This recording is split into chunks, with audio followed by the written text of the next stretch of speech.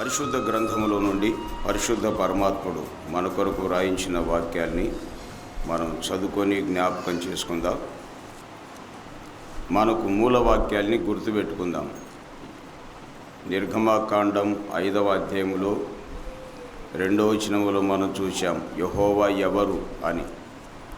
లూకాసు వార్త 19వ అధ్యాయం 3వ వచనములో యేసు ఎవరో చూడాలనుకున్నాడు. అలాగే అపోస్తుల కార్యాలు 19వ అధ్యాయం 2వ వచనములో కూడా ఎఫెసులో ఉన్నటువంటి విశ్వాసులు పరిశుద్ధాత్ముడు ఉన్నాడన్న సంగతే మేము వినలేదు, పరిశుద్ధాత్ముడు ఎవరు అని. మరి ఆ వాక్యాన్ని మనం జ్ఞాపకం పెట్టుకొని మనం వాక్యాన్ని ధ్యానం చేద్దాం. యెహోవా ఎవరు, యేసు ఎవరు, పరిశుద్ధాత్మ ఎవరు? ప్రియులారా, మరి పరిశుద్ధ గ్రంథమైన బైబిల్లో నుండి నిర్గమకాండములో 5వ అధ్యాయము 2వ వచనములో ఫరో అన్నాడు, యెహోవా ఎవరు? అది వాడుగీడు అన్నాడు కాబట్టి మనం పిలవలేము. అలాగా యెహోవా ఎవరు అని చెప్పి అన్నాడు. ధనవంతుడైనటువంటి జక్కయ్య యేసు ఎవరో చూడాలనుకున్నాడు. మరి ఎఫెసు పట్టణములో ఉన్నటువంటి సంఘములో అక్కడ ఉన్నటువంటి విశ్వాసులు కొందరు ఏం చేశారు, పరిశుద్ధాత్ముడు ఉన్న సంగతే మేము వినలేదన్న. అంటే పరిశుద్ధాత్ముడు ఎవరు అని వారు కూడా అనుమానాన్ని వ్యక్తం పరిచారు. మరి యొక్క తెలియనటువంటి సంగతులను మనం చూస్తున్నాం. ఆ దినాల్లో రాజులకు యెహోవా ఎవరు తెలియదు. ఈ దినాల్లో కూడా కొందరు రాజులకు తెలియదని ఆ వాక్యం ఇప్పటికీ అట్లే ఉంది. ధనవంతులైనటువంటి వారు కూడా యేసు ఎవరో చాలామందికి తెలియదు.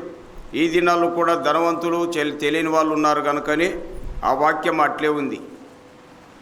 ఎఫెసు పట్టణంలో ఉన్నటువంటి విశ్వాసులు కూడా వారు పరిశుద్ధాత్ముడు ఉన్నాడన్న సంగతే వారు వినలేదు, వారు ఎవరో తెలియదు అనుకున్నారు. ఈ దినాల్లో కూడా విశ్వాసులు అలాంటి వాళ్ళు ఉంటారని చెప్పి ఆ వాక్యం ఇప్పటికీ వ్రాయబడింది అండి. మరి ఈ పేర్లను బట్టి త్రిత్వం అంటారు వాస్తవంగా. మరి త్రిత్వ స్వరూపం మనం గమనించినట్లయితే గమనించండి, యెహోవా, యేసు ప్రభు, పరిశుద్ధాత్మ, ఈ త్రిత్వ స్వరూపం అంటారు. ఒక మాటలో చెప్పాలండి అంటే దేవుడేమో ప్రేమాస్వరూపి అయిన దేవుడు అని చూస్తాం. చూడండి, యోహాను మొదటి పత్రిక 4:8 గమనిస్తాం. 4:8. అలాగే అదే పత్రిక 4:16 కూడా ఆ మాట ఉంటుంది. దేవుడు ప్రేమయ్య ఉన్నాడు. దేవుడు ప్రేమాస్వరూపి అయిన దేవుడు. యోహాను మొదటి పత్రిక 4:8 గమనిస్తాం. అలాగుండే మహిమాస్వరూపియగు మన ప్రభు అన్నాడు. మహిమాస్వరూపియగు మన ప్రభు యాకోబు పత్రిక 2:1 మనం గమనిస్తాం. యాకోబు పత్రిక 2:1. తర్వాత ఆత్మను గురించి సత్యస్వరూపి అయిన ఆత్మ అన్నాడు. యోహాను సువార్త 16-13 సెక్షన్లో ఆ మాట ఉంటుందండి. సత్యస్వరూపి అయిన ఆత్మ. యోహాను సువార్త 16-13 ఆ మాట గమనిస్తాం. ప్రేమాస్వరూపి అయిన దేవుడు, మహిమాస్వరూపేగు ప్రభు, సత్యస్వరూపి అయిన ఆత్మ. దీన్ని మనం చెప్పుకుంటే త్రిత్వ స్వరూపం అని జ్ఞాపకం చేశాను. సరే, అవి అందరికీ వర్తిస్తాయి. ఆ 3 పేర్లలో అవి వర్తిస్తాయి ప్రియులారా. రెండోది మనం జ్ఞాపకం చేసుకున్నట్లయితే త్రిత్వ నివాసం అంటారు. త్రిత్వ నివాసం మరొక అంశం. అందులో త్రిత్వ నివాసం ఎక్కడ ఉంటారు? మత్తయి సువార్త 5:16 కాబోలు పరలోకమందున్న మీ తండ్రి అనే మాట ఉంది. మత్తయి సువార్త 5:16 మనం చూస్తాం. పరలోకమందున్నవాడు ఆయన. యోహాను సువార్త 6:38 మనం గమనిస్తాం. 6:38 మనం చూస్తే యేసు ప్రభు వచ్చింది కూడా పరలోకం అనే మాట మనం గమనిస్తాం. ఒకవేళ అర్థం కావాలంటే పరలోకములు ఉన్నటువంటి ప్రభు యోహాను సువార్త 17వ అధ్యాయములో మనం చూసినట్లయితే ఇలా గమనిస్తున్నాం. ఏమని, లోకం పుట్టక మునుపు నీ యొద్ద నాకెట్టి మహిమ ఉండెను అన్నాడు. యోహాను సువార్త 17వ అధ్యాయములో ఇలాగ మనం జ్ఞాపకం చేసుకుంటున్నాం. లోకం పుట్టక మునుపు అనే మాట జ్ఞాపకం చేసుకుంటున్నాం. చూడండి, 5వ వచనం 17:5 అంటే ఆయన యొద్ద ఎక్కడున్నాడు? పరలోకమందున్నాడు యేసు ప్రభు. కాబట్టి పరలోకమందున్న యేసు ప్రభు అంటారు. చూడండి, పరలోకమందున్న తండ్రి, పరలోకమందున్న యేసు ప్రభు అనే మాట మనం జ్ఞాపకం చేసుకుంటున్నాం. మాత్రమే కాదు, మరొకటి పేతురు మొదటి పత్రికలో పరలోకము నుండి పంపబడిన పరిశుద్ధాత్మ అనే మాట మనం చూస్తాం. పేతురు రాసిన మొదటి పత్రికలో ఆ మాటను మనం జ్ఞాపకం చేసుకుంటున్నాం. పరలోకము నుండి పంపబడిన పరిశుద్ధాత్మ అనే మాటలు మనం ఇక్కడ జ్ఞాపకం చేసుకుంటున్నాం. పేతురు మొదటి పత్రికలోనే ఈ విషయాలు మనం చూస్తున్నాం. ప్రియులారా, 10వ వచనం నుండి మనం గమనిస్తాం. ఆయన పరలోకం నుండి 12వ వచనములు పరలోకం నుండి పంపబడిన పరిశుద్ధాత్మ. పేతురు మొదటి పత్రిక 1:12. పరలోకమందున్న తండ్రి, పరలోకమందున్న ప్రభు, పరలోకమందున్న పరిశుద్ధాత్మ త్రిత్వ నివాసం అంటారు దీన్ని. మూడవదిగా త్రిత్వ ప్రయాణం. ప్రయాణం వారి ప్రయాణం కూడా ఒకే రకంగా ఉంటుందండి. అందుకనే వేరుగా కనపడుతున్నాయేమో కానీ ఆయన మాత్రం ఒక్కడే. త్రిత్వ ప్రయాణం మూడవదిగా చూడండి. నిర్గమాకాండం 3వ అధ్యాయం 8వ వచనాన్ని మనం చదువుదాం. నిర్గమాకాండం 3వ అధ్యాయం 8వ వచనం ఇలా జ్ఞాపకం చేస్తున్నా. నిర్గమాకాండం 3వ అధ్యాయం 8వ వచనములో ఇలా చూద్దాం. చూడండి.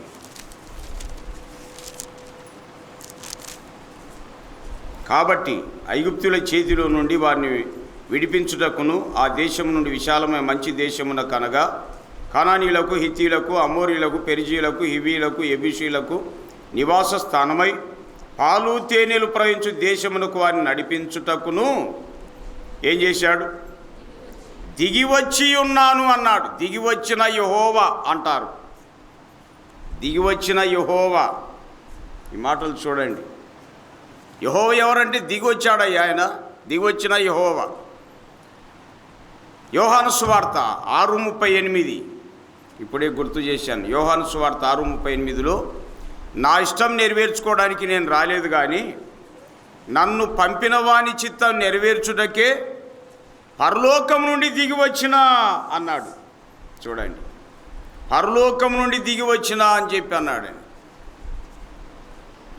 అది దిగి వచ్చిన యేసుక్రీస్తు ప్రభు. అపోస్తుల కార్యాలు 2వ అధ్యాయం 1-4 వచనములో దిగివచ్చిన పరిశుద్ధాత్మ అని మనం చూస్తాం.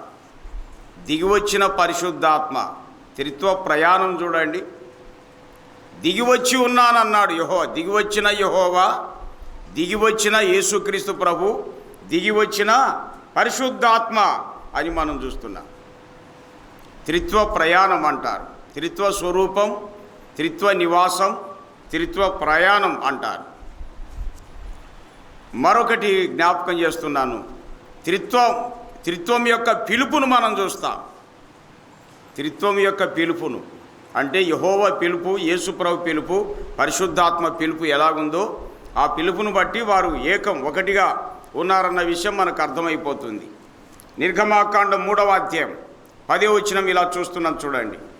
నిర్గమాకాండం 3వ అధ్యాయం 10వ వచనములో కాగా రమ్ము నిన్ను ఫరో యొద్దకు పంపెదను అన్నాడు. మరి యెహోవా మోషేను పిలుచుట అని అంటారు. మోషేను పిలుచుట అంటారు. చూడండి. మార్క్స్ వార్త 3వ అధ్యాయం 3వ అధ్యాయంలో 13 నుండి మనం చూస్తే ఇలా గమనిస్తాం. చూడండి. 3వ అధ్యాయం 13 వచనం. ప్రభువైన యేసుక్రీస్తు ఆయన కొండకి కూర్చొని ఏం చేశాడు జ్ఞాపకం చేసుకుంటున్నాం. 13వ వచనం నుండి అండి. 3వ అధ్యాయం 13వ వచనం మార్క్స్ వార్త. 17, 18 వచనం వరకు మనం 19 వరకు సందర్భాలు ఉన్నాయి ఇక్కడ. 3వ అధ్యాయము 13వ వచనం. ఆయన కొండెక్కి తనకిష్టమైన వారిని పిలువగా అనే మాట ఉంది. చూడండి. ప్రభువైన యేసుక్రీస్తు తనకి ఇష్టమైనటువంటి వారిని పిలుచుట అనేది ఇక్కడ వాక్యములో జ్ఞాపకం చేసుకుంటున్నా. దేవుడైన యెహోవా మోషేను పిలవడం, ప్రభువైన యేసుక్రీస్తు మరి ఇష్టమైన తన శిష్యులను పిలవడం అనేది చూస్తున్నా. అపోస్తుల కార్యాలు 13వ అధ్యాయం. అపోస్తుల కార్యాలు 13వ అధ్యాయం 2వ వచనములో ఇలా చూస్తున్నా. వారు ప్రభువును సేవించుచు ఉపవాసం చేయుచుండగా పరిశుద్ధాత్మ నేను బర్నబాను సౌలును పిలిచిన పని కొరకు వారిని నాకు ప్రత్యేకపరచుడని వారితో చెప్పాను. పరిశుద్ధాత్మ బర్నబాను సౌలును పిలవడం అనేది మనం చూస్తున్నాం. చూడండి, త్రిత్వం యొక్క పిలుపు అన్నటువంటిది చూస్తున్నాం. చూడండి, ఎన్ని అయినా మీకే గుర్తు. త్రిత్వం యొక్క స్వరూపం లేక త్రిత్వ స్వరూపం, త్రిత్వ నివాసం, త్రిత్వ ప్రయాణం, త్రిత్వ పిలుపు అన్నటువంటిది చూస్తున్నాం. అందులో తేడా గమనించడానికి వీలు లేకుండా మనం వాక్యాన్ని జ్ఞాపకం చేసుకుంటున్నాం. మంచిదేండి. అవి మరికొన్ని అంశాలు జ్ఞాపకం చేస్తున్నాను. త్రిత్వం యొక్క అద్వితీయ సంగతులను మనం చూస్తాం. త్రిత్వం యొక్క అద్వితీయ సంగతులు అనే హెడ్లైన్లో మరికొన్ని జ్ఞాపకం చేసుకుంటున్నాం. అందులో నంబర్ 1, ఆది అను స్థానములో త్రిత్వం యొక్క ఏకత్వాన్ని మనం చూస్తాం. ఆది అను స్థానములో త్రిత్వం యొక్క ఏకత్వం. ఈ సబ్జెక్టు బాగా నేర్చుకోవాలా, చెప్పాలనుకున్న వాళ్ళకు తప్ప తగ్గిన వాళ్ళకి ఏం అర్థం కాకపోవచ్చు. కానీ ఏది ఏమైనా దేవుడు ముగ్గురు కాదు, దేవుడు ఒక్కడే. కానీ ఆయన త్రివిధాలుగా పనిచేస్తాడన్నది వాస్తవం అండి. అందుకే యేసు యెహోవా ఎవరు, యేసు ప్రభు ఎవరు, పరిశుద్ధాత్మ ఎవరు చాలామందికి అర్థం కావడం లే. అందుకనే దేవుని వాక్యం ఆధారం చేసుకొని యెహోవా, యేసు ప్రభు, పరిశుద్ధాత్మ ఒక్కరే అన్నటువంటి విషయాన్ని వాక్యానుసారంగా జ్ఞాపకం చేయాలని ఇష్టపడుతున్నా. అది చూడండి, ఎటువంటి అభ్యంతర పడాల్సిన అవసరం మనకు లేదు ప్రియులారా. ఎందుకంటే ఇవి అర్థం కాని వెళ్ళి రకరకాలైనటువంటి డినామినేషన్లుగా ఏర్పడుతూ ఉంటారు. అది పెద్ద పొరపాటు. కానీ ప్రభులోనే మనం అన్నీ గమనించాలి. త్రిత్వం యొక్క త్రిత్వములో గమనిస్తున్నాం. త్రిత్వం యొక్క అద్వితీయ సంగతులు అనే దాంట్లో ఆది అను స్థానములో త్రిత్వం యొక్క ఏకత్వాన్ని మనం చూస్తాం. ఆది అను స్థానములో త్రిత్వం యొక్క ఏకత్వం. ఆది అంటే బిగినింగ్, ప్రారంభం, ఎవరు అన్నటువంటిది. దేవుని వాక్యములో ఇలా జ్ఞాపకం చేసుకుందాం. చూడండి, యెషయా గ్రంథములో మనం ఇలా జ్ఞాపకం చేసుకుందాం.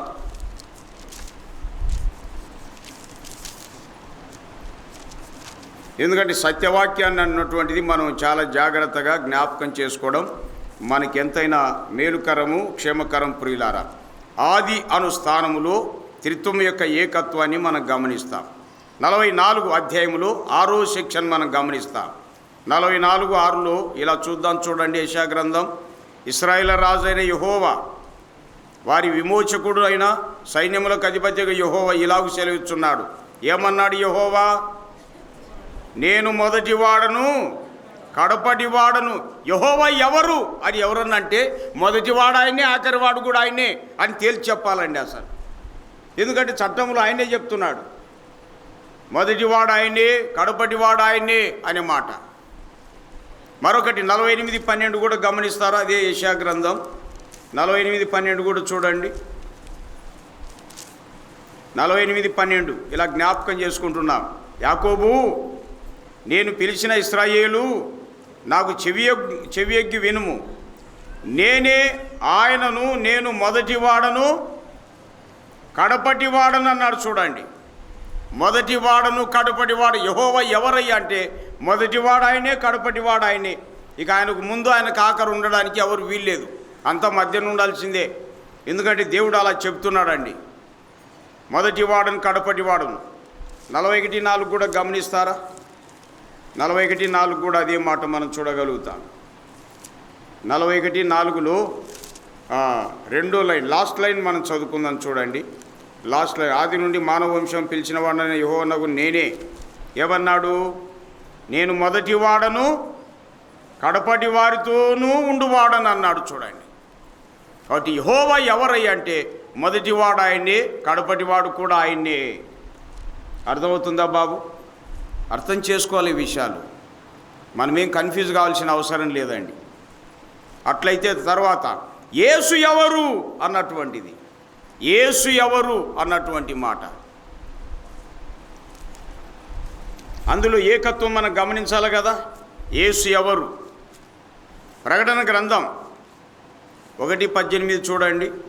ప్రకటన గ్రంథం 1:18 గమనిద్దాం. ప్రకటన గ్రంథం 1:18 ఇలా జ్ఞాపకం చేసుకుంటున్నాం. ఏమనింది అక్కడ? నేను మొదటి వాడను, కడపటి వాడను, జీవించువాడను. చూడండి, మృతుడనైతిని కానీ ఇదిగో యుగయుగములు సజీవుడనై ఉన్నాను. చూడండి, మొదటి వాడని నేనే, కడపటి వాడని నేనే అన్నాడు యేసు ప్రభు. చూడు బాబు, కొద్దిగా అర్థమవుతుందా? యేసు ప్రభుని గురించి సరిగ్గా తెలియక వాళ్ళు ఇదే అనుకుంటున్నాను. నీవు తెలియకనే బాబు, ఎందుకు చదవో వినావు, ఏం తెలుస్తుంది మీకు? మీరు నష్టమయ్యేది కాక అనేకులను నష్టం చేస్తారా? నీ కుటుంబాన్ని నష్టం చేసుకుంటావా? వాళ్ళకంటే తెలియదులే, పెద్ద చదువులు చదివారు కదా మీరు. ఎందుకు మీరు మీ నాయన మీ అమ్మోళ్ళు మీ అంత చదువులు చదివినారా? మీరు కూడా అట్లే తయారైపోతే ఎట్లా బాగుపడుతుంది ఇండ్లు? కొంతైనా ఆలోచన వద్దా? చదువుకునేది ఎందుకండి? మంచి చెడు ఏమిటో ఆలోచించి మంచిని అమలు చేయడానికే మనం చదువుకున్నాం. అంతేగాని చదువు లేని వాళ్ళ ప్రకారం చదువుని వాళ్ళు కూడా అలాగే వెళ్తే బేస్ట్ నన్ను అడిగితే అంతే. ఇంకా చదువు కూడా దండగే మనం. అందుకే చదువుకునే వాళ్ళకంటే అబ్బా మీకు కూడా ఉంది సూత్రము. నేను సాగలోళ్ళని అడిగినండి డైరెక్ట్గా, ఎందుకంటే ప్రాక్టికల్ కావాలి కదా. ఏందన్నా ఇట్లా అంటుంటారు, ఏంది అసలు? చదువుకునే వాళ్ళకంటే సాగలోళ్ళు వీళ్ళని చదవకుండా ఉండేరు. ఎట్ట చెప్పినా తిప్పలే దినాల్లో. ఆయన అట్ట చెప్పి ఎట్ట చెప్పి అని చెప్పి ఆయన అడిగితే ఎందుకు వచ్చింది సామెత అని అంటే, ఏమి లేదు, ఊర్లో ఎన్ని ఇండ్ల బట్టలు మేము ఉతికినా కన్ఫ్యూజ్ లేకుండా ఎవరి బట్టలు వాళ్ళకేస్తామన్నా అన్నాడు. అందుకే ఆ సామెత వచ్చింది అని. చదువుకునే వాళ్ళు మనమే కన్ఫ్యూజ్ అయిపోతున్నాము. ఎట్లా బాగుపడతాం అసలు? మీ నాయనకి ఏం బైబిల్ తెలియదు, దేవుడే తెలియదండి అసలు. నేను పెద్ద వాళ్ళతో అంటుంటా అప్పుడప్పుడు, భక్తి కలిగిన వాళ్ళు, అయ్యా దేవుని గురించి కొద్దిగా చెప్పయ్యా నాకంటే. నాకేం తెలుసు అన్నా నీకంటే అంటున్నాడండి ఒక ఆయన పూజారి. ఇంకా అయిపోయింది పో కథ అనుకునే నేను. మీ ఆలోచన చేయండి. ఇవాళ చదువుకునేది ఎందుకు? యెహోవా ఎవరంటే నేను మొదటి వాడను, కడపటి వాడని తేల్చి చెప్పేశాడు ఆయన. యేసు ఎవరు అంటే ఆయన చెప్తున్నాడు, నేను మొదటి వాడను, కడపటి వాడను, మృతుడనైతిని కానీ ఇదిగో యుగయుగములు సజీవుడనై ఉన్నాను అన్నాడు. కాబట్టి ఆ యెహోవాయే యేసు ప్రభువుకు వచ్చి మానవుని మీద ఉన్నటువంటి శిక్షను భరించి కొట్టివేశాడండి. అది రహస్యం. ఇంకొక మాట చూడండి, గ్రంథంలో చాలా చోట్ల ఈ విషయాలు కనబడతాయి ప్రియులారా. మనం చూడాలంటే ఎన్నో మనం చూడగలుగుతాం. ప్రకటన గ్రంథములో చాలా సంగతులను మనం చూడడానికి అవకాశాలు ఉన్నాయి. చూడండి, ఒక మాట జ్ఞాపకం చేసుకుందాం. ప్రకటన గ్రంథములో ఒక మాట, ఒకటేమి చాలా ఉన్నాయి కానీ మనకు సంబంధించిన మాటను నేను అలా జ్ఞాపకం చేయాలని ఇష్టపడుతూ ఉన్నాను. మంచిదే అండి. 6వ వచనం 21:6 ఏమన్నాడా ఆయన నాతో ఇట్లానే సమాప్తమే నేనే. ప్రకటన 21:6 సెక్షన్. అబ్బాయి చూస్తున్నాను ఆయన, ఏంది పక్కకు చూస్తున్నావు? Look at me please and listen carefully. Okay, ఏమనింది? 21:6 సెక్షన్ ఏం చెప్తుంది?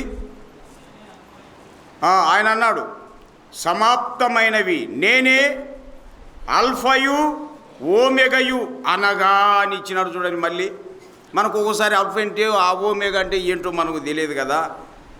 అందుకే అనగా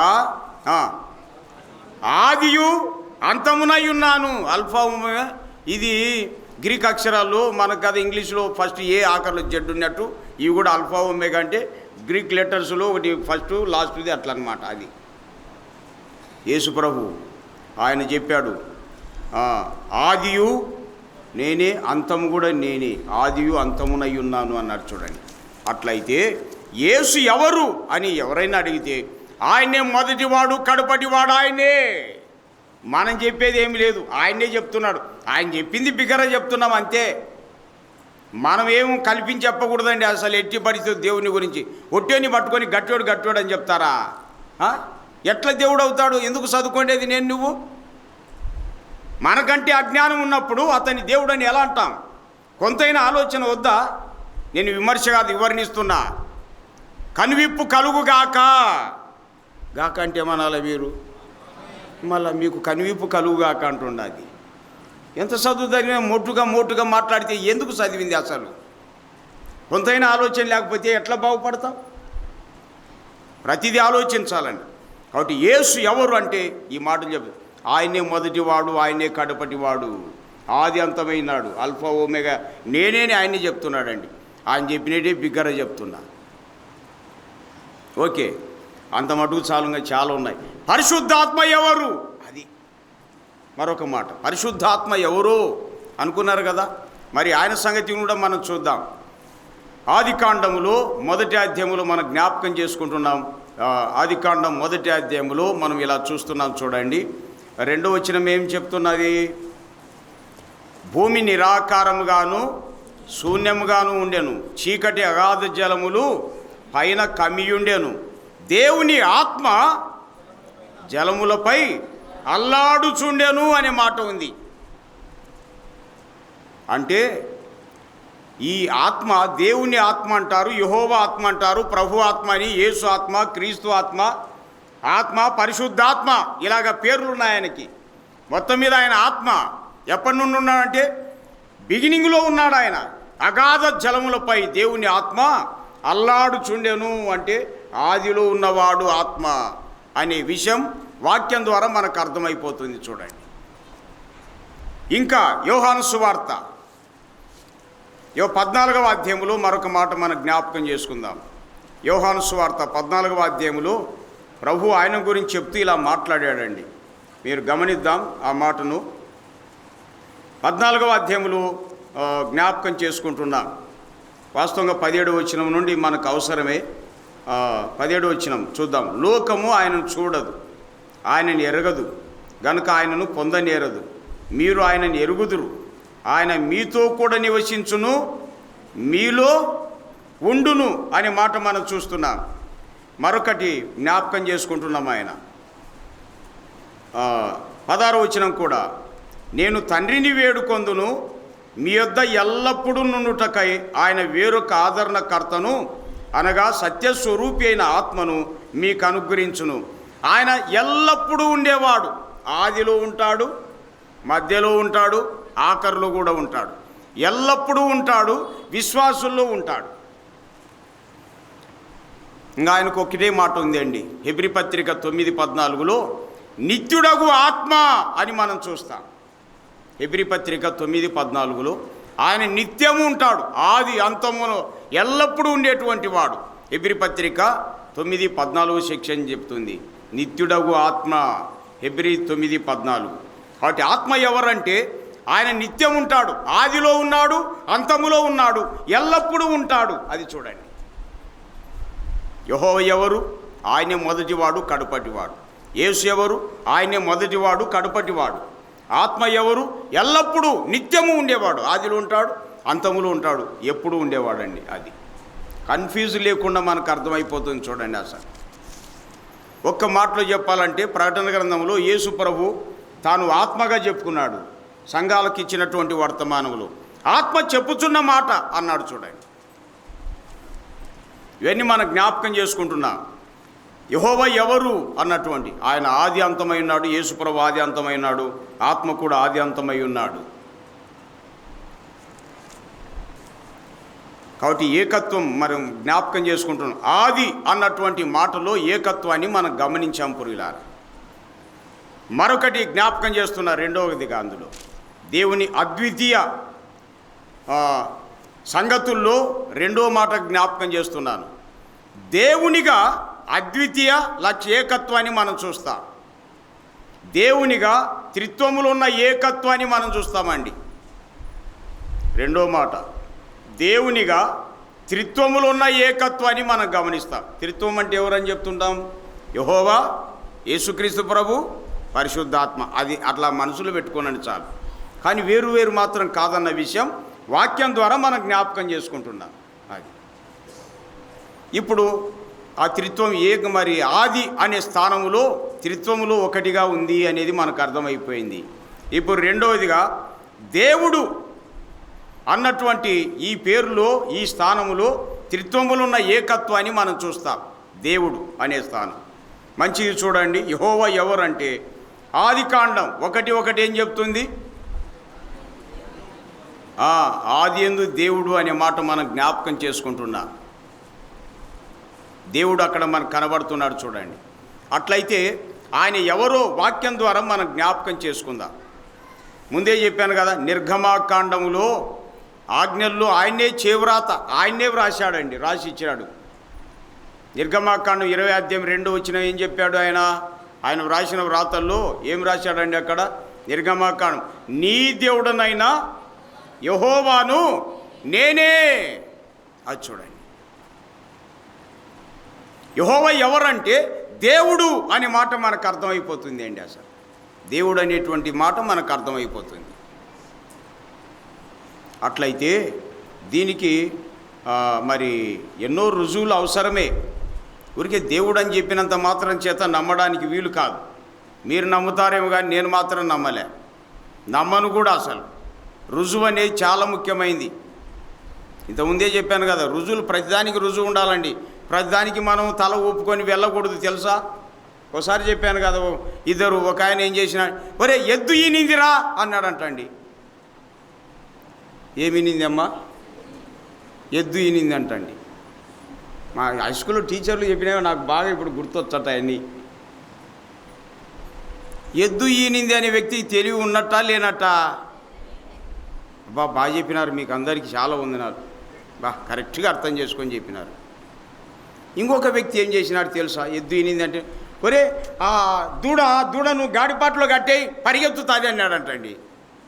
అబ్బా,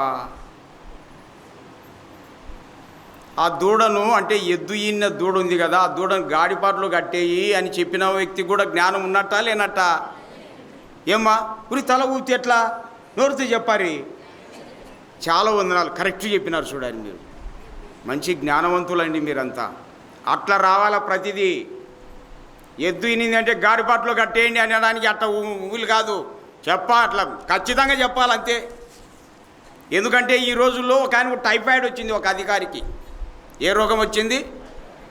టైఫాయిడ్ వచ్చే రోగం ఉన్నోడు తినాలి కదా, అధికారం ఉంది అని చెప్పి ఏం చేద్దాం, అందరు తినారి అంటున్నాడండి. ఇంక మందులను అంతే. ఇప్పుడు అంటే ఉన్నమాట అంటే ఉన్న ఊరు వచ్చిరాదంటారు. నీకు రోగం వచ్చింది, నువ్వు తిను, అందరు తినమంటావు అధికారం ఉంది అని. కొంతైనా ఆలోచన వద్దా? ఆలోచించండి ప్రియులారా, కొంతైనా ఆలోచన వద్దా? అధికారం ఉంది అని చెప్పి నీ రోగం అందరూ నీ మందులే తినాలంటావా? తప్పు కాదా? అది చూడండి కరెక్ట్. ఇప్పుడు అది చాలా ఉన్నాయి చెప్పుకుంటూ వెళ్తే, ఊర్లు పేర్లు అడగాకరి అన్నీ మొత్తం మీరే ఆలోచన చేయండి, మొత్తం బయటపడుతుంది అంతే. ఎద్దేంది ఈనడం ఏంటి అనేది ఆలోచన చేయవద్దా? ఆ దూడపిల్ల ఏంది కట్టేయడం ఏంటి అని ఆలోచన చేయవద్దా? కాబట్టి ప్రియులారా, దైవ సంబంధమైన విషయాలు కూడా రుజువులు చాలా అవసరమైనవి. నీ దేవుడు యెహోవాను నేనే అన్నాడు, చట్టం రాశాడండి ఆయనే, చేవ్రాత అని ఉంది. మొత్తం ప్రపంచ ప్రజలందరికీ కూడా చెప్పాడు, నేనే దేవుడను ఇంకెవ్వరు లేరన్నాడు. యెషయా 45:22 సెక్షన్లో చెప్పాడండి. అనుకున్న ప్రభువా, నువ్వు దేవుడవు అన్న విషయం మాకెట్లా తెలుస్తుంది అని అడిగినా. మాకు రుజువు ఉండొద్దా అన్న. రుజువు ఉండొద్దా అని చెప్పి ప్రార్థనలు అడుగుతామన్నమాట.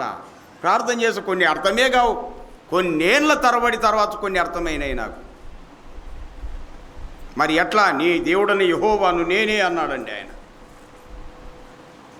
మరి రుజువేమిటి? చాలా ఉన్నాయి రుజువులు. అందులో ఏం చేశాడు మనం జ్ఞాపకం చేసుకుంటున్నాం చూడండి. ఆదికాండంలోని 1:1 ఏం చెప్తుంది? ఆదియందు దేవుడు భూమి ఆకాశం సృజించను అనిందండి. ఎక్కడి నుండి తెచ్చినాడండి ఇంత మట్టిని? ఇవెల్లా ఏంటి అసలు? మీరే ఆలోచించే, ఒకసారి బుర్ర పగిలిపోతుంది ఆలోచన చేస్తే కొన్ని విషయాలు. ఎక్కడి నుండి తెచ్చినాడు? ఈ అనంత విశ్వములో ఎన్ని నక్షత్రాలు మీరు గమనించండి. అసలు అంతుపట్టదండి అసలు. ఎన్ని చూడండి, భూగోళం ఎన్ని అండి చూడండి, ఎన్ని మండలాలు, భూమండలం, వాయుమండలం, మేఘమండలం, శూన్యమండలం, నక్షత్ర మండలం, చంద్రమండలం, ఎన్ని మండలాలు చూడ. పాలపుంత అనింది ఒకటి, చదువుకున్నారు కదా మీరు, అది సోషల్ ఉందా లేదా బాబు? ఎన్ని గ్రహాలు అసలు ఏంటిది అంతా? ఎట్లొచ్చినాయి ఇవన్నీ? అంతుపట్టదండి. మొత్తం అన్నీ తిరుగుతూనే ఉన్నాయి, మరి ఒకదానికోటి కొట్టుకోకుండా ఉన్నాయి. మనమైతే రోడ్ల మీద ఎన్ని లైన్లు వేసినా గుద్దుకుంటున్నాయి. చూడండి మన వాటికి దేవుని సృష్టికి అట్లా. ఈ సృష్టిని అంతటిని ఆయనే చేశాడు, ఎంత క్రమమో చూడండి అసలు. అందుకే నీ దేవుడని యెహోవాను నేనే అన్నాడు. మనుషులను కూడా చేసినాడా లేదా ఆయన? ఆదికాండం 2:7 సెక్షన్లో దేవుడైన యెహోవా అనే మాట ఉందండి. నీలమంటితో నరుని నిర్మించినాడు అనింది. నరుని నిర్మించి వాడిని నాసికారంధ్రం ద్వారా జీవాయునుగా నరుడు జీవాత్మాయను. కాబట్టి యెహోవా ఎవరై అంటే సృష్టి నిర్మాణకుడు, మానవ నిర్మాణకుడు దేవుడు. ఇప్పుడు అట్లా కాదు, వాస్తవాలు చెప్తే బాధపడతారు. నిన్ను చేసిన వాడిని దేవుడు అనాలనా, నువ్వు చేసుకునేటి దేవుడు అనాలనా? ఇంకా మీరే ఆలోచన చేసుకొని ఉన్నమాట అంటే ఉలక్కి పడతారు. ఉండు రచ్చిరాదంటారు చూడండి. నిన్ను చేసిన వాడు దేవుడా, నువ్వు చేసుకునేటివి దేవుడా? అమ్మ నిజమేనా? ఈసారి నుంచి అట్లే చేయరు, ఇంకా అట్లే చేయరు. విద్యావంతులారా, జ్ఞానవంతులారా, అట్లే చేయాలి. కానీ ఇది అర్థం కాక ఒక కుమ్మరైన పెద్ద కుండం చేసినాడండి. దేం చేసినాడు? కుండం చేసిన, బ్రహ్మాండంగా చేసినాడు. బాగా దాన్ని చూస్తేనే మనుషులు మగ్ధులైపోయేటట్లుగా చేసినాడు. మంచి డిజైన్గా చేసినాడండి. ఒకరోజు పేపర్ స్టేట్మెంట్ ఏమి ఇచ్చినంటే, పలాని నెలలో పలాని తారీఖున కుండ పండగ జరుగుతుంది అని పెట్టినాడట. ఏ పండగ? కుండ పండగ. మనలో పండగ అనాలి కానీ కుప్పతెప్పలు హాజరు. కుండ ఏంటి పండగ ఏంటి అనేటోళ్ళు లేరు. ఏం అర్థమవుతుందా సిస్టర్? ఆలోచనే చేయరండి అసలు. కుండ ఏంటి పండగ ఏంటి అనేటోళ్ళే లేరు, అడిగేటోళ్ళే లేరు. ఓకే, ఆ నెల వచ్చింది, డేట్ వచ్చేసింది. ఆ కుండకు ఏం చేసినంటే ఎత్తైన స్థలం పెట్టాడు, స్టెప్స్ పెట్టాడు. దాని మీద ఎత్తైన స్థలంలో ఆ కుండని పెట్టాడు, డెకరేషన్ చేసినాడు, బాగా పూలు పెట్టినాడు, అన్నీ ఏదో బల్బులు అరేంజ్ చేసేసినాడు. అది దగదగ మెరుస్తుంది. అట్లే చుట్టూ 1000 మంది హాజరైనారండి. ఇక హాజరైన తర్వాత ఆ కుండం చేసిన వ్యక్తి ఏం చేసినాడు, మెట్లెక్కి అందరి సమక్షంలో, అందరి ఎదుట ఆ మెట్లెక్కి కుండ దగ్గరికి వెళ్ళి తల వంచి చేతులు ఇలా జోడించి ప్రార్థన చేసినాడేమని, కుండా నాకు తెలివి దయచేయి అని ప్రార్థన చేసినాడండి. నన్ను దీవించు అని ప్రార్థన చేసినాడండి. మీకు అర్థమవుతుందే లేదు? అర్థమైన వాళ్ళకి అవునుగా, కాని వాళ్ళకి కాకుండా ఉండుగాక. కుండం చేసింది ఎవరు? ఈ వ్యక్తే. ఈ వ్యక్తి చేసి కుండతో ఏమంటున్నాడు, కుండ నన్ను నాకు తెలివి దయచేయి అన్నాడండి. ఇంతకు తెలివి దానికి ఉందా, ఈయనకుందా? అంతా ఇంతే. మీ ఇష్టం, బాధపడతాను. ఉన్నమాట అంటే ఉన్నవురై మొత్తం అంతే పో నన్ను అడిగితే. అంత అట్టహాసం పట్టపగులే తప్ప జ్ఞానం ఏది? దైవ సంబంధ ఆలోచన ఏది? దైవ సంబంధ వివేకం ఏది? పురిలారా, ఎట్లా బాగుపడతాం? మీరే ఆలోచన చేయండి. అసలు నేను 24 hours ఇదే స్టడీ మీద ఉంటా తెలుసా? మెలుకొచ్చేసాలను ఇదే. ఇంకా ఈవేళ 100,000 కొలది మన కుటుంబాలే, మన వాళ్ళే లాస్ అయిపోతున్నారు. ఆరని అగ్నికి వెళ్ళిపోతున్నారండి. అసలు కుమారైన కుండను పూజించినట్టు ఇప్పుడు అంతా అంతే. అంటే బాధపడతారు. మీ ఇష్టం. దేవుడు అంటేనే సృష్టి నిర్మాణకుడు, మానవ నిర్మాణకుడు దేవుడు. మనం చేసుకునేది ఏది కాదండి. అంటే బాధపడతారు. మీ ఇష్టం. ఆలోచించాలని 2 చేతులు చెల్లిడు కూడా చెప్తున్నా. బాబు మీకు అర్థమవుతుందా లేదమ్మా? దయచేసి మరొక దారే లేదు. మీ ఇష్టం. ఆయన సృష్టి నిర్మాణకుడు, మానవ నిర్మాణకుడు కాబట్టి నీ దేవుడనని యెహోవాను నేనే అన్నాడు. మరి యేసు ప్రభు సంగతి ఏంటి? యేసు ఎవరు? ఆయన ఆకారమందే మనుష్యుడు. ఫిలిప్పి 2:8 ఆకారమందే మనుష్యుడు. ఫిలిప్పి పత్రిక చూడు బాబు. ఆయన సంగతి ఏంటో ముందు జ్ఞాపకం చేసుకుందాం. ఫిలిప్పి పత్రిక 2వ అధ్యాయములో మీరు గమనిస్తారా? ఫిలిప్పి పత్రిక 2వ అధ్యాయములో మనం వాక్యాన్ని ఇలా చూద్దాం. చూడండి, 2వ అధ్యాయం 6వ వచనం ఏం చెప్తుంది? 2:6 సెక్షన్లో ఇలా ఉంది. ఆయన దేవుని స్వరూపి. యేసుక్రీస్తు ప్రభు దేవుని స్వరూపమే. అందుకే కొలసై పత్రిక 2:9 దేవత్వం యొక్క సర్వ పరిపూర్ణత, దేవుని జ్ఞానం, దేవుని అధికారం, దేవుని శక్తి, దేవుని ప్రభావం, దైవం ఏ లక్షణాలు కలిగి ఉంటాడో ఆ లక్షణాలన్నీ కూడా శారీరకంగా యేసుక్రీస్తు ప్రభువులో ఉండడం మనం చూస్తాం. అది యేసుక్రీస్తు ప్రభు దేవత్వం యొక్క సర్వ పరిపూర్ణతయే శరీరంగా నివసిస్తున్నాయని చెప్పి కొలసై 2:9లో మనం చూస్తున్నాం. ఇక్కడ ఫిలిప్పీలకు పౌలు రాస్తూ 2:6లో ఆయన దేవుని స్వరూపం అన్నాడు. చూడండి, మంచిది. మరొక మాట జ్ఞాపకం చేస్తున్నాను. కనిపించని దేవుని స్వరూపమే ప్రభు అయినటువంటి యేసుక్రీస్తు. మంచిది. మత్తయి సువార్త, యేసు ప్రభు తాను ఏం చెప్తున్నాడు ఆయన కూడా చెప్పాలి కదా. మత్తయి సువార్త 4వ అధ్యాయములో ఇలా జ్ఞాపకం చేసుకుందాం చూడండి. అలాగే లూకా సువార్త 4వ అధ్యాయములు కూడా జ్ఞాపకం చేసుకుంటాం చూడండి. మత్తయి సువార్త 4వ అధ్యాయములో యేసు ప్రభు అపవాది చేత శోధింపబడుతున్న సందర్భములో ఇలాగ జ్ఞాపకం చేసుకుంటున్నాం. 7వ వచనం చదువుతారా? 4:7 మత్తయి సువార్త 4:7 బాబు ఏమనింది? ప్రభు అయిన నీ దేవుని నీవు శోధింపవలదు అన్నాడు. అపవాది యేసు ప్రభును శోధిస్తుంటుండగా యేసు ప్రభు అపవాద్యం అంటున్నాడు, ప్రభు అయిన నీ దేవుని శోధింపవలదంటే అపవాదికి యేసు ప్రభు ఏమై ఉన్నాడు? దేవుడై ఉన్నాడు. చూడండి, చెప్పకని చెప్తున్నాడు. నేనే దేవుడనని ఎందుకు అనలేదంటే ఆకారమందు మనుషుడుగా ఉన్నాడు. అది రహస్యం తెలుసా? అంతరంగములు ఆయనే మన అందరి దేవుడు, మన అద్వితీయ దేవుడు ఆయన. ఆకారములో మనుషుడుగా ఉన్నాడండి. యేసు ప్రభు ఏడ్చినాడా లేదమ్మా? ఏడ్చినాడా లేదా? కన్నీళ్ళు విడిచాడా లేదా? దేవుడు ఏడుస్తాడా? మీరే ఆలోచన చేయండి. దేవుడు ఏడువాడు. యేసుప్రభు ఎందుకు ఏడ్చా? మానవునికి వచ్చినాడు కాబట్టి. అది రహస్యం. అంతరంగంలో దేవుడు కాబట్టి అమ్మా ఎందుకు ఏడుస్తున్నావు అన్నాడు. అది రహస్యం తెలుసా? యేసు ప్రభుని గురించి ఎవ్వరు కూడా అపార్థం చేసుకోవద్దు బాబా. అసలు దయచేసి అపార్థం చేయి. నీకేమంటే తెలియదు అంతే, నీకు తెలియకనే అలాగా. మనందరి పరిశుద్ధ పరమాత్ముడే యేసుక్రీస్తు ప్రభు నేరుగా అపవాది అన్నాడు, నీ ప్రభు నీ దేవుని శోధింపవలదు అన్నాడు. చూడండి, లూకా సువార్తలో అదే మాటని అక్కడ ఒక మాట జ్ఞాపకం చేసుకుంటున్నాం. ప్రభు అయినా ఏమన్నాడు? ఇక్కడ నీ దేవుని ప్రభు అన్నాడు. అపవాదికి యేసు ప్రభు దేవుడుగా ఉన్నాడు, ప్రభుగా ఉన్నాడు. చూడండి, ఎందుకు నీ దేవుని నీ ప్రభును శోధిస్తావు అంటున్నాడు అనమాట. అంటే ఆకారములో మనుషుడు, అంతరంగములో ఆయనే దేవుడు, ఆయనే ప్రభు అనే మాట స్పష్టంగా మన వాక్యములో జ్ఞాపకం చేసుకుంటున్నాం.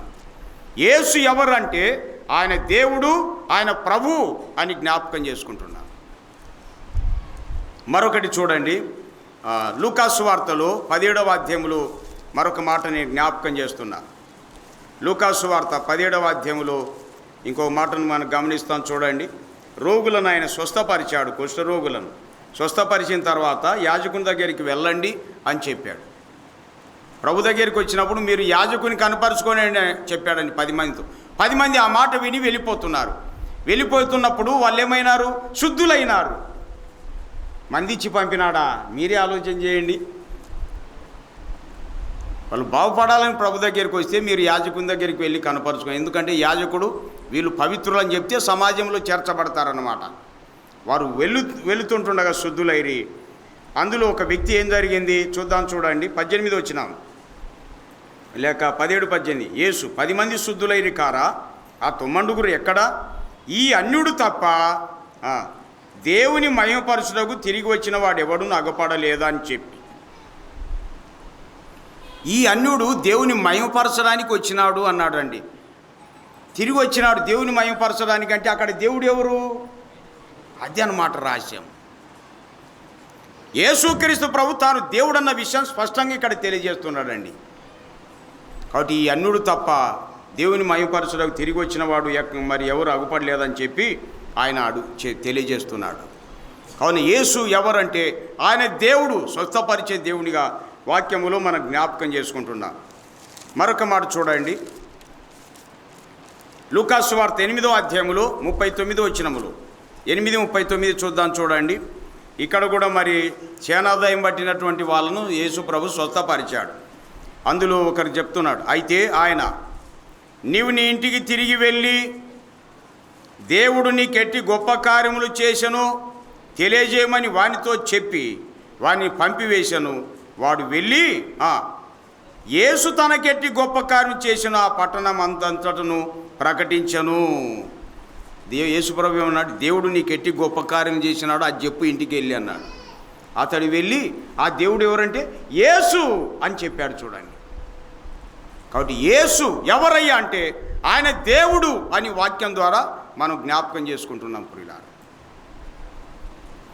అట్లయితే మరొక రుజువు, ఇంకా చాలా ఉన్నాయి రుజువులు చూడాలంటే. ఆయన దేవుడు అన్న విషయము వాక్యములు మనం చూస్తున్నాం, ఆయన నోరార చెప్పినటువంటి విషయాలు చూస్తున్నాం. రుజువు ఏమిటి అయ్యా? దేవునిగా రుజువు ఏమిటి అంటే, దేవుడు సృష్టిని చేశాడు కదా. ఎక్కడి నుండి? శూన్యములో నుండి సృష్టిని చేసినాడు ఆయన. 5,000 మందికి యేసు ప్రభు రొట్టెలు పెట్టినాడు కదండి. ఎన్ని రొట్టెలు? 5 రొట్టెలు. ఎన్ని గంపలు ఎత్తినారు? మళ్ళీ ఎక్కడి నుండి తెచ్చినారు అవన్నీ? ఎవరు వండినారు? కాల్చినారు? మీరే ఆలోచన చేయండి. లేని రొట్టెల్ని మళ్ళా తెచ్చాడు అంటే శూన్యములో నుండి సృష్టించేసేవాడే దేవుడు. ఆయనే యేసు ప్రభు. తెచ్చింది మా 5 రొట్టెలు 2 చేపలు అయితే 12 గంపలు ఎత్తుకపోండి, ఒక్కొక్కరు ఒక గంప. ఇది చూడండి, లేని రొట్టెలను మళ్ళీ ఆయన ఉత్పత్తి చేసేసాడు. అది చూడండి. అంటే శూన్యములో నుండి సృష్టించేసినటువంటి ఆ దేవుడే యేసు ప్రభుగా వచ్చినాడండి. అందుకే ఆ కార్యాలు చేయగలిగాడు. గాలితో సముద్రంతో మాట్లాడి కంట్రోల్ చేశాడా లేదా? చేశాడు. గాలితో సముద్రంతో ఎవరు మాట్లాడతారు? అవి ఎవరు మరి? అవి లోబడ్డాయంటే కారణం ఏంటో తెలుసా? వాటి నిర్మాణకుడు యేసు ప్రభువే. ఎందుకంటే ఆకారములో మనుషుడు, అంతరంగంలో సృష్టి నిర్మాణకుడు ఆయన్నే. ఇంకో మాట జ్ఞాపకం చేస్తున్నాను. దేవుడైన యెహోవా మట్టితో లేక మనిషిని చేశాడు కదా. మరి యేసు ప్రభు మట్టిలో సమాధిలో కుళ్ళిపోయిన వాడిని బ్రతికించాడా లేదా? ఏం పేరు అతని పేరు? లాజరు. భూమండలం మీద లేకుండా సమాధి చేయబడి కుళ్ళిపోయిన వాడిని మాటతో బయటికి రప్పించాడండి. కారణం, మానవ నిర్మాణకుడు దేవుడు, ఆయనే ప్రభు అయిన యేసుక్రీస్తు. అది యేసు ఎవరు అంటే దేవుడు, సృష్టి నిర్మాణకుడు, మానవ నిర్మాణకుడు అని మనకు తేటగా అర్థమైపోతుంది. మరి ఈ ప్రభును మీరు కలిగి ఉన్నారమ్మా బాబు? ఆలోచన. అనుమానాలు ఏమొద్దు, అసలు ఏం అనుమానం పడాల్సిన పనిలే. ఏదైనా అనుమానం ఉంటే అయ్యగారిని అడగండి, చెప్తాడు. మరొక దారే లేదు చూడండి. అసలు ఏమంటే మనకు చదవక తెలియక అజ్ఞాన కాలంలో వచ్చినటువంటి ఆ విధానాలు, ఇంత టెక్నాలజీ పెరిగిన కాలంలో కూడా మనం కొనసాగుతున్నామంటే ఆలోచన చేయడం లేదండి. అసలు పొరపాట్లు ఉంటున్నాం అంతే. అందుకు ఇప్పుడేం తెలుసుకోండి. మూడోది, పరిశుద్ధాత్మ ఎవరు? అది మరొక మాట. పరిశుద్ధాత్మ ఎవరు? పరిశుద్ధాత్మ విషయాలు అగోచరంగా ఉంటాయండి. చాలా మనసు పెడితే తప్ప అర్థం కాదు. పరిశుద్ధాత్మ ఎవరు? వాక్యములో మనం ఇలా జ్ఞాపకం చేసుకుందాం చూడండి. ఈ అభిషేకం ద్వారా, ముద్ర ద్వారా పరిశుద్ధాత్మను దేవుడు అని చెప్పడానికి మనకు ఆధారాలు ఉన్నాయి. పరిశుద్ధాత్మ ఎవరు అనేటువంటి మాటను ఆయన దేవుడిగా మనం గుర్తించాలంటే అభిషేకం బట్టి, ముద్రను బట్టి మనం ఆయన దేవునిగా గుర్తించడానికి అవకాశాలు ఉన్నాయి. ఓకే, యోహాను పత్రిక 2:20 ఏమనింది అండి? యోహాను పత్రిక 2:20 ఇలా చూస్తున్నా. అయితే మీరు, యోహాను పత్రిక అండి, సువార్త కాదు, యోహాను పత్రిక 2:20. అయితే మీరు పరిశుద్ధుని వలన అభిషేకం పొందినవారు అనే మాట ఉంది. అభిషేకం ద్వారా మనము ఈ దేవుడు అని గుర్తించడానికి అవకాశాలు ఉందండి. పరిశుద్ధుని వలన అభిషేకం పొందినవారు అనే మాట. పరిశుద్ధుడెవరు? దేవుడే పరిశుద్ధుడు, మహాగణుడు, పరిశుద్ధుడు కదండి. లేవియా 19:2లో నీ దేవుడనని యెహోవాను నేను పరిశుద్ధుడనై ఉన్నాను అన్నాడు. లూకా సువార్త 1:35లో, లూకా 1:35లో పుట్టబో శిశు పరిశుద్ధుడు అని మనం చూస్తాం. యేసు ప్రభువే పరిశుద్ధుడు. ఇక ఆత్మను గురించి ఆయన పేరే పరిశుద్ధ ఆత్మ. అపోస్తుల కార్యాలు 2వ అధ్యాయం 4వ వచనంలో మనం చూస్తాం. అందరూ ఆ ఆత్మతో, పరిశుద్ధ ఆత్మతో నింపబడ్డారు. దేవుడు పరిశుద్ధుడు, యేసు ప్రభు పరిశుద్ధుడు, ఆయన ఆత్మ పరిశుద్ధాత్మ. కాబట్టి పరిశుద్ధుని వల్ల అభిషేకం పొందామంటే తండ్రి, కుమార, పరిశుద్ధాత్మ వల్ల మనం అభిషేకం పొందాము అని అర్థం. అట్లయితే ఈ పరిశుద్ధాత్మ దేవుడు అనడానికి ఒక రుజువును మనం చూద్దాం. ముద్రను బట్టి లేక అభిషేకాన్ని బట్టి జ్ఞాపకం చేస్తున్నా. కొరింథీ పత్రిక చూడండి, 2వ పత్రిక 1వ అధ్యాయం. కొరింథీ 2వ పత్రిక 1వ అధ్యాయంలో ఇలా జ్ఞాపకం చేసుకుంటున్నాం. చూడండి, మొదటి అధ్యాయము 20 వచనం, మనం 21 చూద్దాం. చూడండి, మీతో కూడా క్రీస్తునందు నిలిచి ఉండునట్లుగా మిమ్మును స్థిరపరిచి అభిషేకించిన వాడు దేవుడే. అది చూడండి, అభిషేకించినటువంటి వాడు దేవుడు అని చూస్తున్నాం. చూడండి, అక్కడ పరిశుద్ధుని వలన మాటలో తండ్రి, కుమార, పరిశుద్ధాత్మ గమనిస్తున్నారు. కాబట్టి ఎవరయ్యా అభిషేకించింది? ఆత్మాభిషేకం అంటారు. ఎవరంటే అక్కడేమో ఎవరు పరిశుద్ధుడు అని చెప్పడం జరిగింది. ఇక్కడ చూస్తే మిమ్మును లేక క్రీస్తునందు నిలిచి ఉండునట్లుగా మిమ్మును స్థిరపరిచి అభిషేకించిన వాడు ఎవరయ్యా అంటే దేవుడు. అది చూడండి, ఆయనే పరిశుద్ధాత్మ అని వాక్యం ద్వారా మనం జ్ఞాపకం చేసుకుంటున్నాం ప్రియులారా. అభిషేకించినటువంటి వాడు పరిశుద్ధ దేవుడు, ఆయనే ఆత్మ అని వాక్యం ద్వారా మనం జ్ఞాపకం చేసుకుంటున్నాం. రెండవదిగా మనం జ్ఞాపకం చేసుకుంటున్నాం. చూడండి, ముద్రను బట్టి ఆత్మను మనం దేవునిగా గుర్తించడానికి అవకాశాలు ఉన్నాయి. ఎఫెసీ పత్రిక మనకు తెలుసు కదా, ఎఫెసీ పత్రిక 1:13 ఇలా చూస్తున్నాం. ఏమనింది? మీరును మీ రక్షణ సువార్తను విని అనే మాట జ్ఞాపకం చేసుకుంటున్నా. 1:13 వచ్చిన, మీరును సత్యవాక్యము అనగా మీ రక్షణ సువార్తను విని క్రీస్తునందు విశ్వాసం ఉంచి వాగ్దానము చేయబడిన ఆత్మచేత ముద్రింపబడితిరి అనే మాట ఉంది. చూడండి, ఇక్కడ ఆత్మచేత ముద్రింపబడ్డామనింది. ఇప్పుడు కొరింథీ 2వ పత్రికలోనే చూడండి, మనం చదువుకున్న వాక్య భాగాల్లో ముద్రించిన వాడు పరిశుద్ధ ఆత్మని చూస్తున్నాం. 21-22 వచనాలు, కొరింథీ 2వ పత్రిక 1వ అధ్యాయం 21-22 వచనాలు. మీతో కూడా క్రీస్తునందు నిలిచి ఉండునట్లుగా మమ్మును స్థిరపరిచి అభిషేకించిన వాడు దేవుడే. ఆయన అంటే ఎవరు? ఆయన అంటే ఇక్కడ ఆయన అంటే అభిషేకించిన దేవుడు. అది చూడండి, ఆయన మనకు ముద్ర వేసి అనే మాట ఉంది. చూడండి, మన హృదయంలో మనకు ఆత్మను సంచకరువును అనుగ్రహించి ఉన్నాడు. ఎఫెసీ పత్రికలేమో ఆత్మచేత ముద్రింపబడి ఉన్నామనింది. కొరింథీ 2వ పత్రిక 1వ అధ్యాయం 21-22 వచనాల్లో మనం చూస్తుంటుండగా మిమ్మును అభిషేకించిన వాడు దేవుడే, ఆయనే ముద్ర వేసినాడు అని చూడండి. కాబట్టి ముద్రను బట్టి, అభిషేకాన్ని బట్టి, ముద్రను బట్టి పరిశుద్ధాత్మ దేవుడు అని మనకు అర్థమైపోతుంది. చూడండి, యోహాను సువార్త 6వ అధ్యాయం 27 వచనం మనం చూద్దాం. చూడండి, 7 వచనం, ఇంకో మాట కూడా మనం చూస్తాం. యోహాను సువార్త 6వ అధ్యాయము 27 వచనం ఇలా జ్ఞాపకం చేసుకుందాం. ఏమనింది అక్కడ? ఓకే, క్షయమైన ఆహారం కొరకు కష్టపడుకుడి కానీ నిత్యజీవం కలగజేయు అక్షయమైన ఆహారం కొరకే కష్టపడుడి. మనిషి కుమారుడు దానిని మీకు ఇచ్చును. ఇందుకై తండ్రి అయిన దేవుడు ఆయనకు ముద్ర వేసి ఉన్నాడని చెప్పాను. తండ్రి అయిన దేవుడు అనే మాట, ఆత్మ ముద్రించాడు, దేవుడు ముద్రించాడు. ఎవరయ్యానంటే ఆయనే తండ్రి అయిన దేవుడు అనే మాట ఉంది అండి. ఒక్క మాటలో చెప్పాలంటే ఆత్మకు తండ్రి అనే పేరు ఈ వచనం ద్వారా మనకు అర్థమైపోతుంది. ఎందుకంటే ముద్రించేవాడు ఆత్మ, అభిషేకించిన వాడు ఆత్మ. యేసు ప్రభు కూడా ఆయన తండ్రి అయినటువంటి దేవుడు ముద్రించాడంటే ఆత్మ ముద్రించాడు, తండ్రి ముద్రించాడు, దేవుడు ముద్రించాడని చెప్పి మనకు అర్థమవుతుంది. ఈ మాటలన్నిటిని కలిపితే ఆత్మ దేవుడు అని మనకు స్పష్టంగా అర్థమైపోతుంది ప్రియులారా. మరొక మాట చూద్దాం. లూకాసు వార్తలో మనం 4వ అధ్యాయంలో జ్ఞాపకం చేసుకుంటున్నాం. 18 వచ్చినాం, 4:18. ప్రభు ఆత్మ అనే మాట ఉంది. చూడండి, ప్రభు ఆత్మ నా మీద ఉన్నది. ఎప్పుడైతే ఉన్నది, వచ్చింది, పోయింది అనే మాటలు మనంటే పరిశుద్ధాత్ముడు అనే వ్యక్తి ఈజ్ అ పర్సన్ అన్నమాట. మరి వ్యక్తిని వచ్చింది పోయింది అనకూడదు కదా.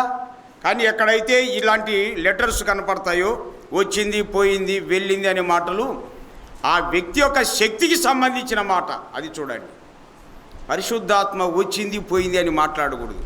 ఆయన వచ్చాడు, వెళ్ళాడు, అంతే. ఎందుకంటే ఈజ్ ఎ పర్సన్ అని మనకు ఎక్కడుంది? యోహాను సువార్తలో మనం గమనిస్తాం 16వ అధ్యాయంలో. ఆయన అనగా సత్యస్వరూపైన ఆత్మ అని 16-13లో మనం చూస్తాం యోహాను సువార్తలో. కాబట్టి ఎక్కడైనా ఇలాంటిది కనబడితే అక్కడక్కడ పరిశుద్ధాత్మను గురించి పరిశుద్ధాత్మ ఇలాంటి వచ్చింది లేక ది అన్నటువంటిది అంటే స్త్రీలింగంలో కనబడుతుంది ప్రియులారా. అలాంటప్పుడు మనం పలికే విధానం అది శక్తికి సంబంధించిన మాట అని గుర్తించాలి. ప్రభు ఆత్మ నా మీద ఉన్నదంటే ప్రభు యొక్క శక్తి నా మీద ఉన్నది అని దాని అర్థం. తర్వాత బీదలకు సువార్త ప్రకటించుటకై ఆయన నన్ను ఆయన అంటే ప్రభు ఆత్మ నా మీద ఉన్నది. బీదలకు సువార్త ప్రకటించుటకై ఆయన అంటే ప్రభు ఆత్మ నన్ను అభిషేకించను అనే మాట. ప్రభు ఆత్మ అని ఇక్కడ మనం చూస్తున్నాం. కొరింథీ 2వ పత్రిక 3:17లో అదే మాట చూస్తాం. ప్రభువే ఆత్మ. కొరింథీ 2వ పత్రిక 3వ అధ్యాయం 17వ సెక్షన్లో అదే మాట మనకు కనబడుతుంది. చూడండి కావాలంటే ఏమనింది? ప్రభువే ఆత్మ అనే మాట వాక్యములో మనం జ్ఞాపకం చేసుకుంటున్నాం. కాబట్టి ఆత్మ ఎవరయ్యా అంటే ఆయన దేవుడు, ఆయన అభిషేకించే దేవుడు, ఆయన ముద్ర వేసే దేవుడు అని చెప్పి మనకు అర్థమైపోతుంది. చూడండి కాబట్టి యెహోవా ఎవరు? ఆయన ఆది అయిన వాడు, ఆయన దేవుడైన వాడు. యేసు ప్రభు ఎవరు? ఆయన ఆది అయినటువంటి వాడు, ఆయన దేవుడు. పరిశుద్ధాత్మ ఎవరు? ఆయన ఆది అయినటువంటి వాడు, ఆయన దేవుడు అని వాక్యానుసారంగా మనం జ్ఞాపకం చేసుకుంటున్నాం. ప్రియులారా, దేవునిగా సృష్టించేశాడు, కుమారునిగా రక్షణ కార్యం సిద్ధం చేశాడు, పరిశుద్ధాత్మగా ప్రతి ఒక్క వ్యక్తి హృదయంలో ఆయన ప్రేరేపణ చేస్తున్నాడండి. సత్యమేమిటో అసత్యమేమిటో ఆయన బయలుపరుస్తున్నాడు. వాక్య రూపంలో ఉంటూ ఆయన బయలుపరుస్తున్నాడు. ప్రతి ఒక్కరి హృదయంలో ఆత్మ కార్యం చేస్తున్నాడు. ప్రియులారా, కార్యం చేస్తున్నాడు. ఏమని తెలుసా? ఆయన మనకు వాక్యము యోహాను సువార్త 16వ అధ్యాయం 8లో మనం చూస్తే ఆయన ఏం చేస్తున్నాడు? పాపాన్ని గురించి, నీతిని గురించి, తీర్పును గురించి లోకాన్ని ఒప్పింపజేస్తున్నాడు. తప్పులో ఉన్నావు కదా, ఒప్పుకో. నీతి అంటే గమనించండి ప్రియులారా, నీతిమంతులుగా తీర్చబడకపోతే ఆ పాపానికి శిక్ష ఉంది అన్నటువంటి విషయాన్ని ఆయన ప్రేరేపిస్తూ బయలుపరుస్తున్నాడు. నీతిమంతులైన యేసు ప్రభువును ఒప్పుకోవాలని ప్రేరేపిస్తున్నాడు. తర్వాత తీర్పు, ఒప్పుకోకపోతే భయంకరమైనటువంటి తీర్పు ఉన్నదని చెప్పి లోకాన్ని ఒప్పింపజేస్తున్నాడు. లోకం అంటే ఎవరో తెలుసా? లోకం అంటే యేసుక్రీస్తు ప్రభును తెలుసుకున్నటువంటి వ్యక్తులే లోకం. యోహాను సువార్త 1వ అధ్యాయము 9-10 వచనాల్లో మనం చూస్తాం. ఆయన లోకములో ఉండెను, లోకం ఆయన మూలంగా కలిగను, కానీ లోకం ఆయనని తెలుసుకొనలేదు అనే మాట ఉంది.